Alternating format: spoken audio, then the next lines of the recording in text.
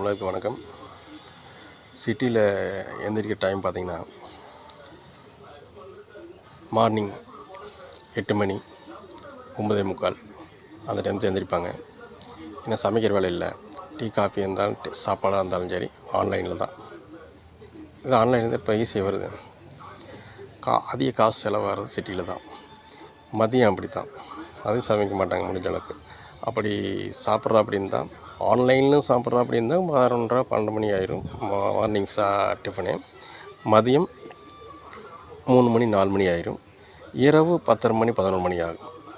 தூங்க டைம் அப்படி தான் 1 மணி. காலையில் எந்திரிக்கிறது 10 மணி 9:45 அந்த மாதிரி தான் எந்திரிப்பாங்க. இதுதான் சிட்டியோட இது.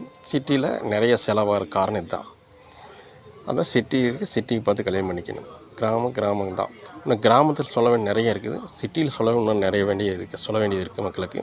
மீண்டும் அடுத்த சந்திப்போம். நன்றி, வணக்கம்.